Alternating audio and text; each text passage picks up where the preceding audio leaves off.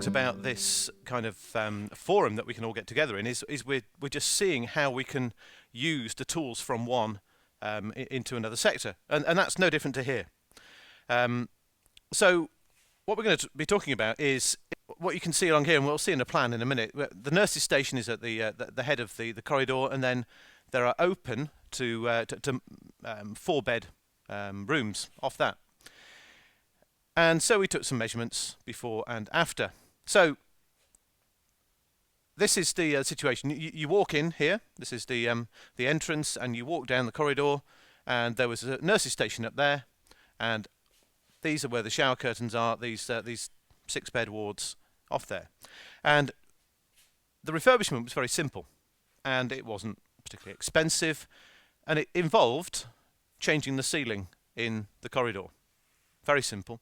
And also the slight remodelling of the nurses' station, because it was a bit enclosed before, now much more open.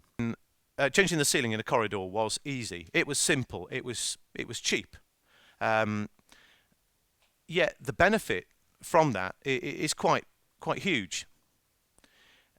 Just by treating the noise at source in the nurses' station, which is the main source of noise, that had a profound impact on the spread of noise from that nurses' station into the wards along the corridor.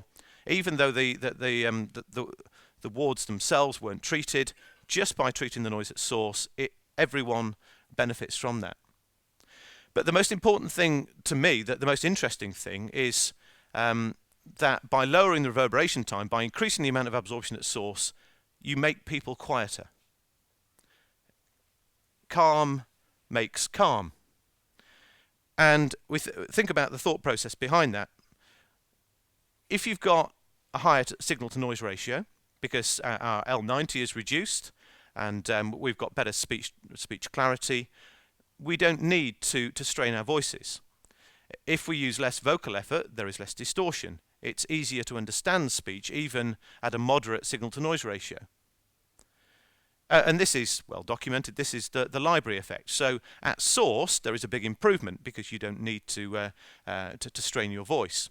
But then at the receiver down at the other end of the corridor by the entrance, that's where the L90 is changed. And essentially what we're looking at is the Lombard effect, but in reverse. We might call it the inverse Lombard effect.